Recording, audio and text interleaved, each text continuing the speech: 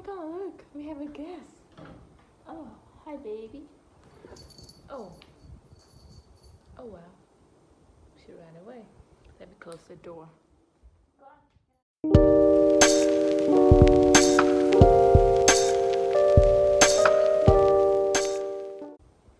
Right. Hello, Lena. Let me adjust the lighting. Oh, it's too bright. Okay, cool. I got our guest here. An important guest should be this. And anyway, we have a cat here because we have a cat book about cat today. We have Mrs. Toasted Pig with her toasty lying here. Yep. And obviously, because we're talking about books today, so we cannot miss out Mr. Piggy with the glasses, right? Right? Yeah. I have all the books laid down on my bed here. Look. And okay, I have my iPad here with my ebook. I'm gonna show you. I got another phone here. Look, so I can play some music and I can control it. So all within my reach. I have my chargers here. Wait, I'm gonna turn on the music.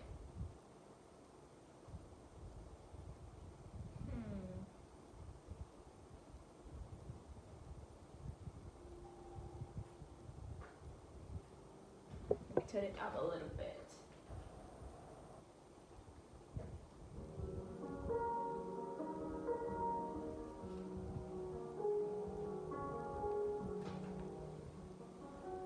Okay, I hope you can still hear it and I hope it's not too loud.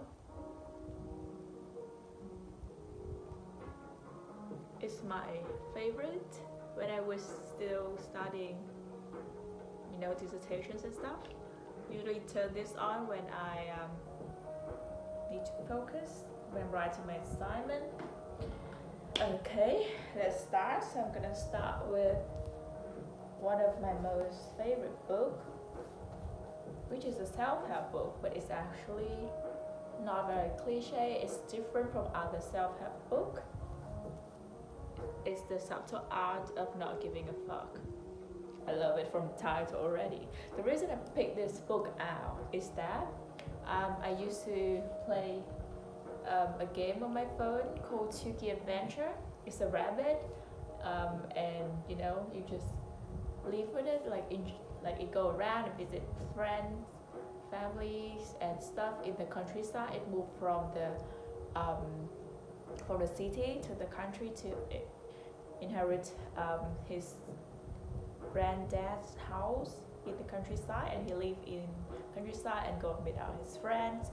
So this book was in that game. It was featured in that game. I think the creator of the game just really enjoyed this book, and this one has helped me a lot as well. So I read this one when I was in the UK during the time that you were not there. Well, I read this one for a long time, maybe a few months. So like I started it when you were not there, so like during November to December or something of 2020, right? And it really helped me overcome my seasonal depressions and depression phase of COVID and stress from assignment and stuff. And it's really helpful. Like, it's not saying bullshit thing like, oh, you need to get yourself together, you need to, do this and do that. It's like it gets to the point. It just, you should really read it. Let me find some quote in it that I like. I'm just gonna read for you the table of contents.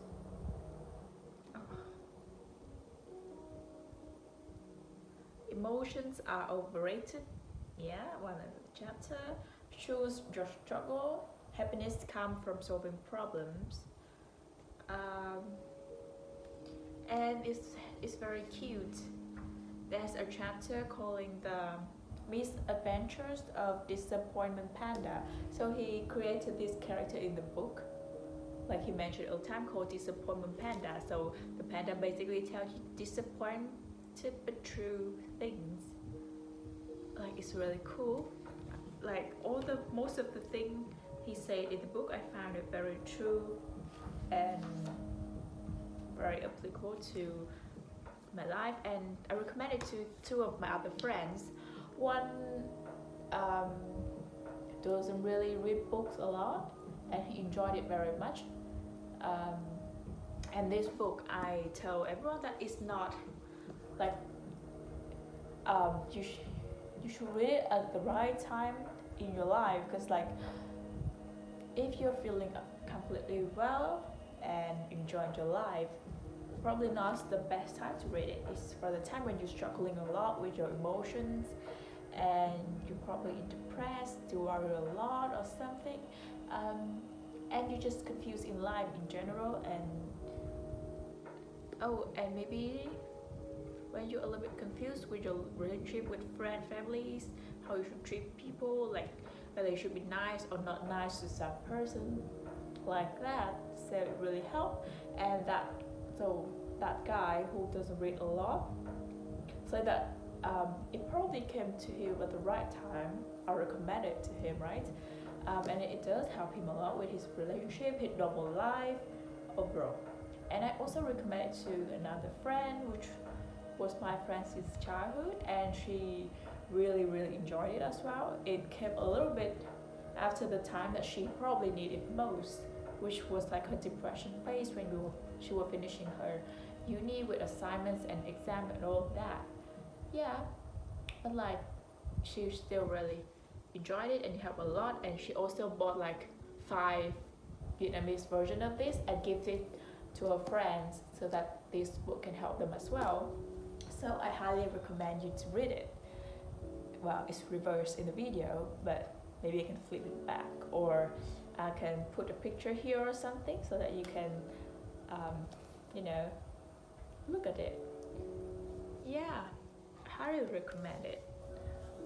It helped me a lot overcome my depressions and make me feel less worried about random things that I shouldn't be worried about. It is very helpful. Okay, moving on. Okay, I need my iPad. So I have this author I really like. I started reading his book from last year, I think, during my quarantine time in the hotel. Let me pull it out.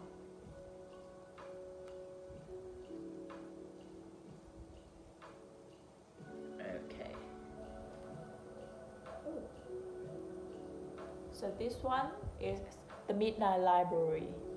It's a fiction one, and it's the first book that I read from him. It was international best-selling, and it was very popular on TikTok. I think that was probably why I started reading it. Yeah.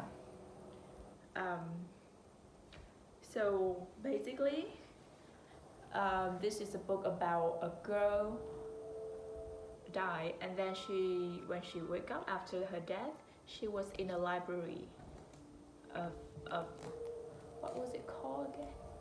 Can't remember. Library of what? Like the library that contained of books from her other lives. So like the books that happened talk about the lives that happened when she made a decision different from the one that she had made. Maybe like if she decided to follow a different career, what will happen? Or if she stay home and not going out to another town or whatever, what will happen? Basically like that. So like she got to choose to live other lives, and she get the option to stay there. So she will be able to stay in the life that she found to be the most suitable and the best that she found, the one that she will really like to live in. Yeah, so basically she just get to try out very many different lives, but she always come back to the library. She's like after she living in those lives for some time, she found that it was not what she expected it to be. Like maybe she chose to purchase this career path, but it turned out it was not what she was hoping for or what she was thinking for. Oh, she died because she was trying to suicide, I think. Yeah, so it's a very nice book about, it's a fiction book about depression, but it's a very nice one and it's very light-hearted to read. Like you will not feel the burden of depression when you're reading this book. It's fiction and it doesn't have a lot of depressing thoughts overall, and the words, it's just a fiction book and it's really well written, so you feel like very nice to start learning about depressions. Yeah, it's a good book and I really enjoyed it. So I'm not gonna spoil it, but I highly recommend you to read it, and it's a quick read as well. It's pretty thin. Hold on. Yeah, this is the author that I told you. He lives in Brighton. Yeah, so the Midnight Library. Look at the cover. See, like she got to walk into different doors and try out different lives. Yeah, how cool is that? I love this cover. Yeah, definitely check that out.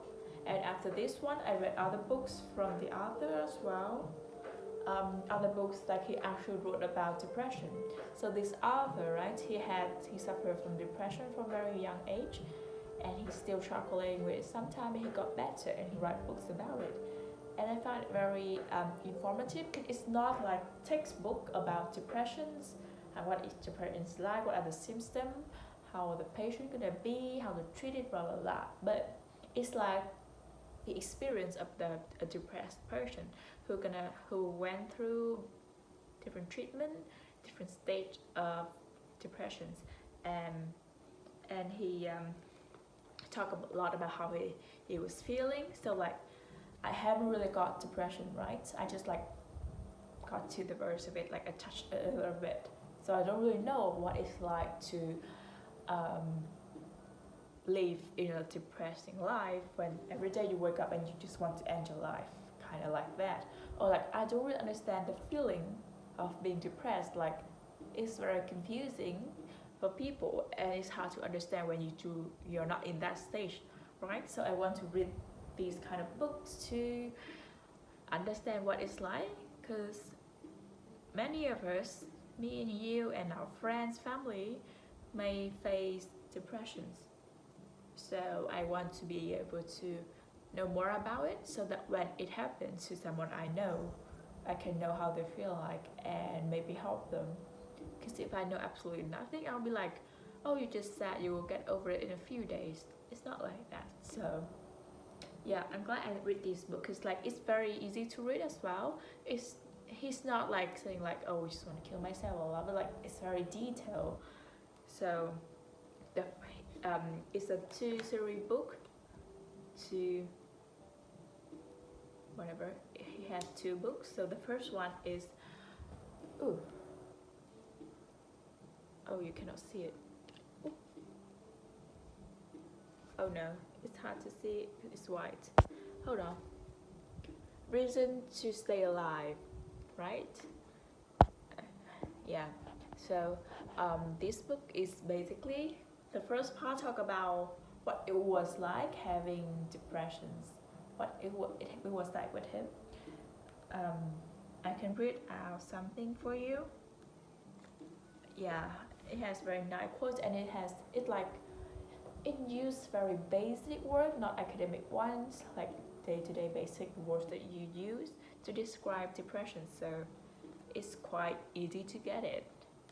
So I feel like once I've read this, I can know more about depression, not only to help other people, but to help myself so that I will be aware if it's about to happen to me, so I can know like, oh, maybe it's happening and I should do something about it, and not waiting for too late until I realize. And you know, okay, so let me see.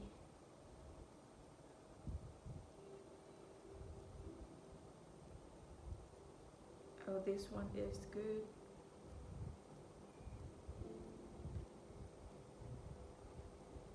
So he has a chapter called My Symptom. So I'm gonna read it out for you. These were some of the other things I also felt. Like my reflection showed another person, a kind of near aching, tingling sensation in my arms, my hands, my chest, throat, and at the back of my head. An inability to even contemplate the future. The future was not going to happen, for me anyway. Scared of going mad, or being sectioned, or being put in a padded cell in a straight jacket. Separation anxiety, my continual sense of heavy dread, mental exhaustion, physical exhaustion, blah blah blah. That I was useless, chest tightness, and occasional pain. I was falling, even while I was standing still. Aching limbs, or like suddenly aching pain in your arms, legs. An infinite sadness, a sense of being disconnected or being cut out from another reality. A lot of apathy and inner trembling. I call it a soul quiver. Although I was on the verge of as though I was on a verge of a panic attack, like I was breathing into thin air, insomnia. So, um, lots of anxiety. He said, adding anxiety to depression is a bit like adding cocaine to alcohol. It press fast forward on the whole experience. If you have depression on its own, your mind sink into a swamp and lose momentum. With anxiety in the cocktail, the swamp is still a swamp, but the swamp now has whirlpool in it. The monsters that are there in the muddy water continually move like modified alligators at the highest speed. You are continually on guard. You are on guard to the point of collapse every single moment, while desperately trying to keep afloat, to breathe the air that the people on the bank all around you are breathing as easily as anything. You don't have a second. You don't have a single walking second outside of the fear. That is not an exaggeration. You crave a moment, a single second of not being terrified, but the moment never comes. The illness that you have isn't the illness of a single body part, something you can think outside of. If you have a bad back, you can say, my back is killing me. And there will be a kind of separation between the back and the self. The pain is something other than that. It attacks and annoys and even eats away the self, but it's still not the self.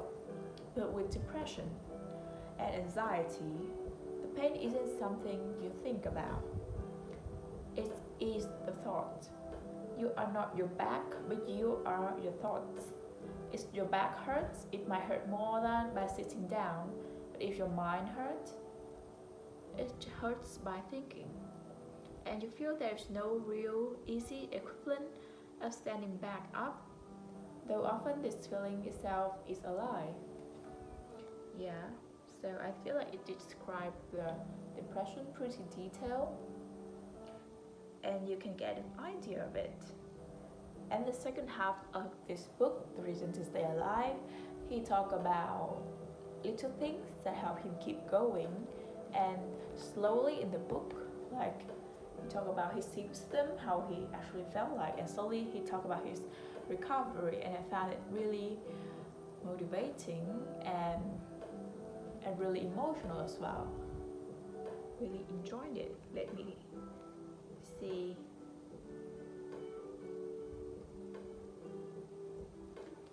Oh, he also said that the odd thing about depression and anxiety, it acts like an intense fear of happiness, even as yourself consciously want happiness more than anything. So so you just fear of being happy, because like you fear that you're gonna be happy and the happy not gonna last. So after that you will come back to your depression phase. So that's what you constantly fear of when you have depression.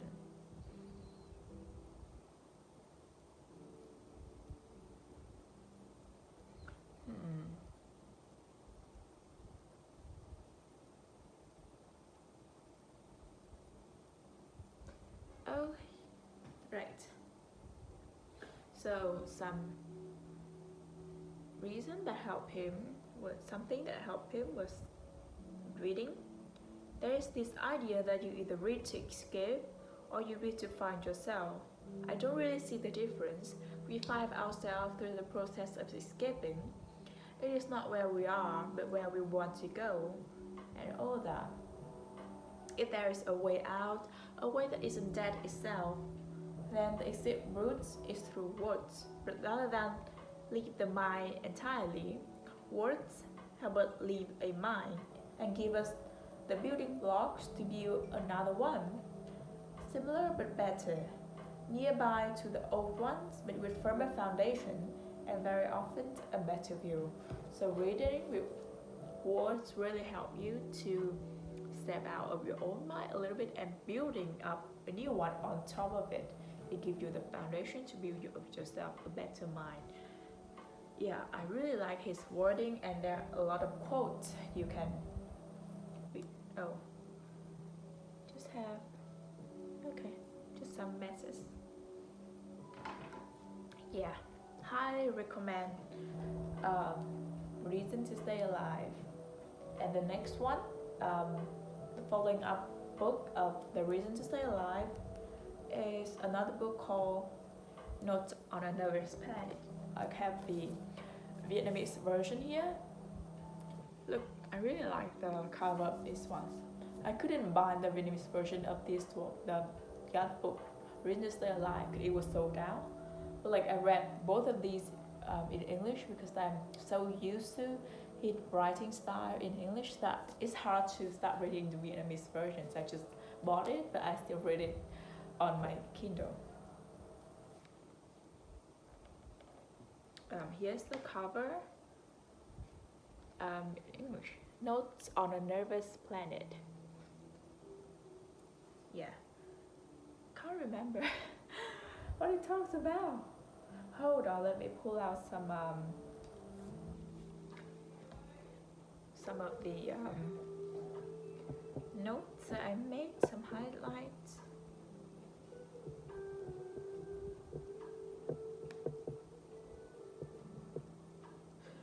Oh, so basically he talked about the world right now, what it was like. It is crowded, it's full with internet, lots of information, so many requirements like people want you to be, highlight that. So he talk about the words right now. He calls it like a nervous planet because it is. So in the first book, Reason to Stay Alive, he actually said like one of the things that helped him cope with his depression was like Facebook and Twitter. It helped him like get out of his depression when he like surfing through the web. But in this new book, the book following up, he said that it made it worse. Because like I think of the early phase of social media, it was helpful sometimes, but like once when you like use it a lot and you're obsessed with it and things start to become more toxic, it just makes things worse. So he realized it in the second book. Yeah, which is like quite true to current day. Okay, so I'm gonna read a quote for you on how to be happy. Don't compare your actual self to a hypothetical self. Don't drown in a sea of what if. Don't clutter your mind by imagining other versions of you in parallel universe where you made different decisions. This somewhat is a reference to his book, The Midnight Library, the fiction one. Comparison is the thief of joy, said Theodore Roosevelt. You are you, the past is the past. The only way to make a better life is from inside the present. To focus on regret does nothing but turn that very present into another thing you will wish you did differently. Assess your own reality, be human enough to make mistakes, be human enough to not dread the future, be human enough to be, well, enough. Accepting where you are in life make it so much easier to be happy for other people without feeling terrible about yourself. Yeah. So this book is a good one to like um, know more about what the current world is doing to you and how you can um, kind of keep your mind away from the madness that it brings. Yeah. So these 3 books of his, I highly recommend.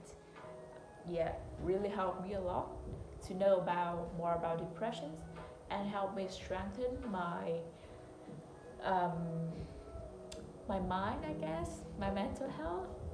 Yeah, so I think you should read them as well. They're very easy to read. They're very thin, like that, because they just printed this in a big book. But they, like, look how cute. Yeah, it's very short. Because it's like they have many gaps, so chapters are very short. Yes. Okay. Whew. Take a break. Have my water here.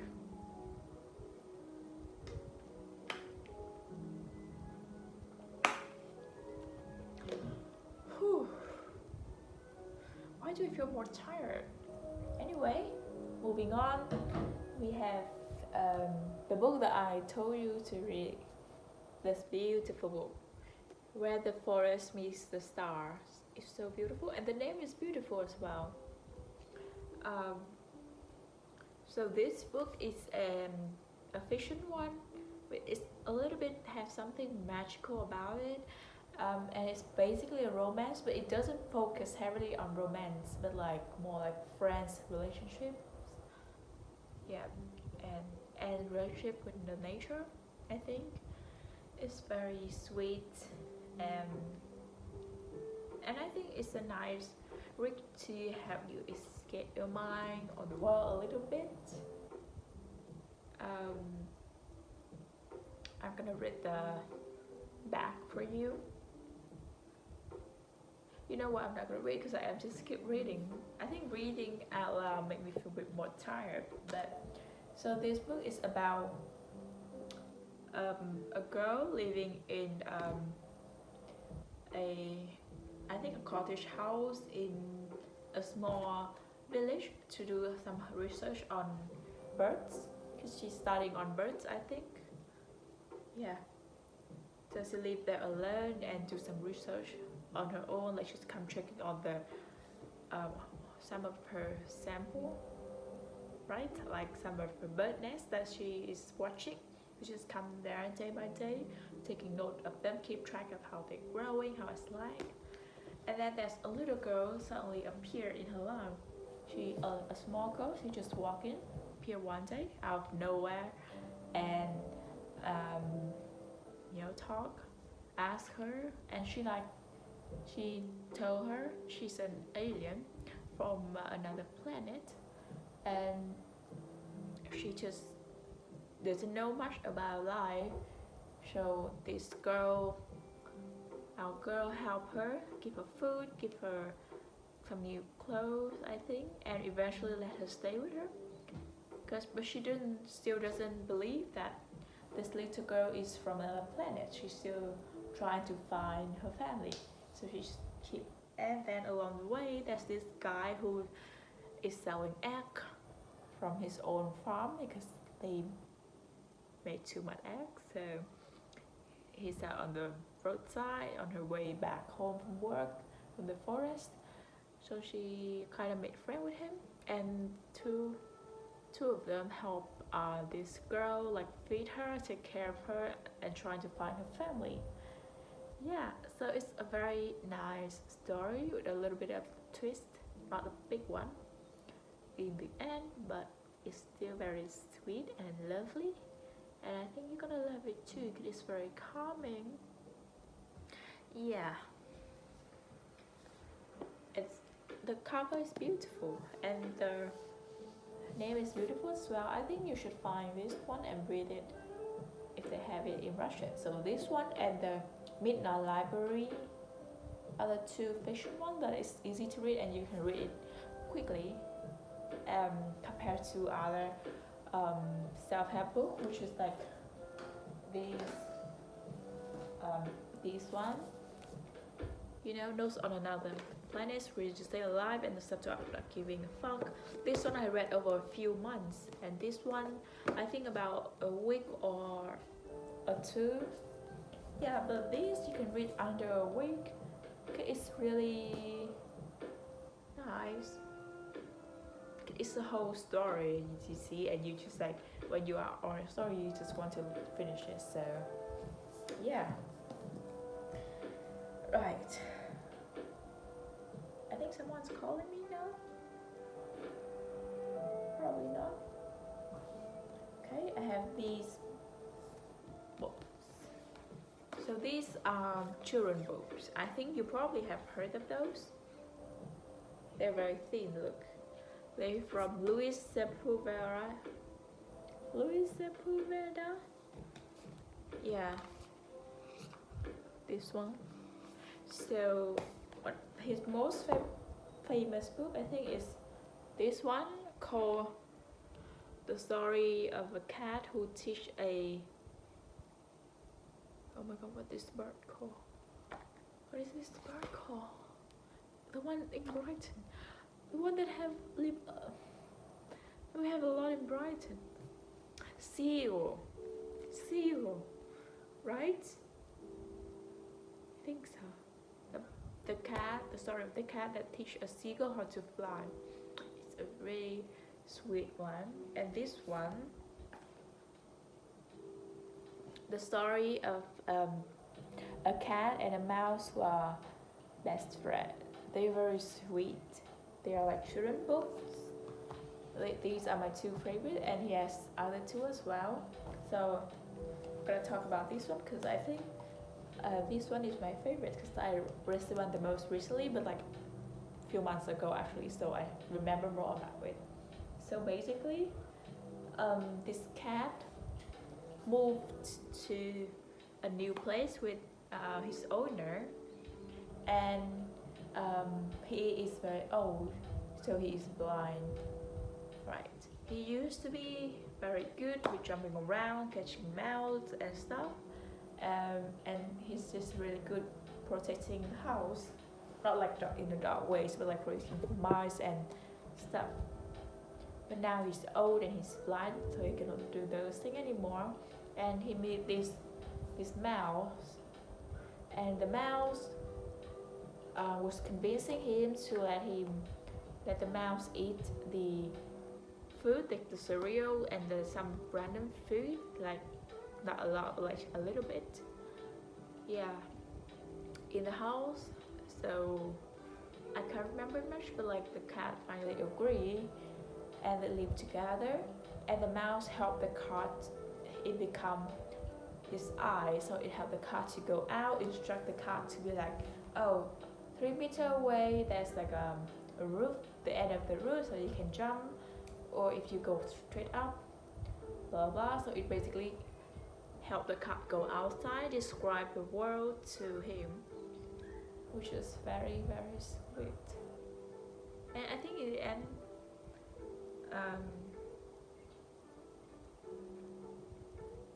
don't know, but it's just like a very nice friendship, and it's really lovely. It's sweet. It's super short. Look, I think you can definitely find this in Russian because these are very famous. I'm gonna send you all the author and the title of the book, so you can find them in Russian. Highly recommend. Oh, this book about a cat, right? So one day he stayed at home and there's a seagull flying. He was drowned in oil, oil just like fill up her wings, everything. So she struggled to fly up to his house balcony, and she laid an egg there. And while she was dying, she asked the cat to help her bring up her baby, which is the baby egg of seagull. So the cat was very confused and didn't know what to do. And the seagull lady just passed away, and he brought the egg to his cat's friend, and they all helped to raise the seagull. And when the seagull are grown up, they're trying to figure out how to teach the seagull how to fly. It is so cute. It is really cute. You definitely should read it if you haven't. Yeah.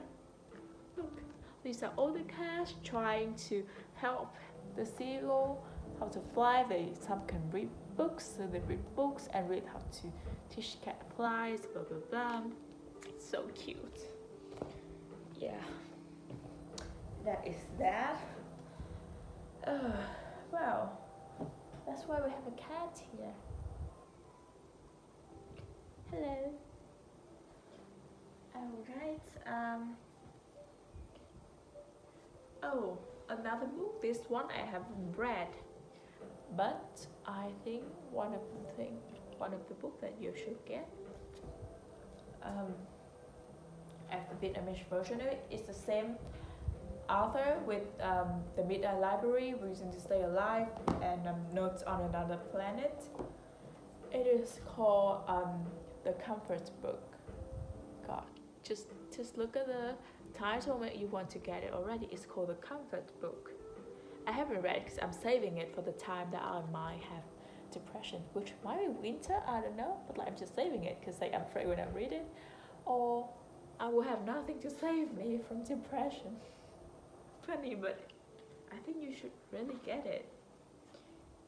It's just like really short chapter, maybe telling you like about some maybe story or something very comforting, like short story or some short advice, I think, to make you feel comfortable, just like the title, The Comfort Book. I wanted to get an English version with a hardcover to add to my hardcover collection, like this one, hardcover, but it was pricey. And they just recently published the Vietnamese version, and I pretty like the cover as well, so I just got it in Vietnamese. Yeah, but saving it. Ooh, I'm quite tired. I still have a few more to talk about, but I think that should be it for today's video because I'm tired of talking. Anyway, I look pretty today. Look, my hair is on point, some lipstick, and the lighting is good. Overall, my hair is just make everything better, because when my hair is dirty and not good looking, it just ruins my mood. But it looks good today. It looks good today, right? Yeah. Oh, I haven't got to the one that have the pig on it. We will next time. This book, Animal Farm, maybe you have heard of it. It's a classic. It was very popular. It's talk about communists. Yeah, communism. Really cool one, and it's very short, so nice to read. But like, ooh. So thank you for staying until now. Hope you enjoyed the video. Me and the piggy with the glass, the smart one, not the lazy one, the smart one. Hope you can start reading and hope you enjoy some of my recommendations. I highly recommend you to start with this book, Such I'm Not Giving a Fuck, and read along with either this one, Where the Forest Meets the Star, or the Midnight Library, I think you will enjoy it, and all the other ones. Yeah. Okay. Hope you enjoyed it and hope it helped you to calm down, feel better, whatever you're needing right now. Okay. Um, it's still early. It's 9:30. I think I'm gonna go to read my book, the one that I was still reading. Oof, my throat doesn't feel well. Yeah. Um. Yeah. I think that's it for today. Thank you. Bye. Oh, I realized that I still want to say something more. So the background gonna be my bookshelves. So I think the best time to read books is after you wake up and before you go to bed. Because after you just wake up and maybe have breakfast or something during that time, your mind doesn't want to start off with your phone. No, it wants something calm, like reading books. So starting off your day with like 15 minutes of reading book. I used to just read 15 minutes when I wake up, when I'm having my coffee, and your day just start off very differently. Like your mind is not cluttered with news, notification, anything, and you start reading books, and it's already calm you down when you wake up, right? Because sometimes you wake up and you feel like shit. So reading help calm you down and prepare you for a long day. It's just 15 minutes make a big difference.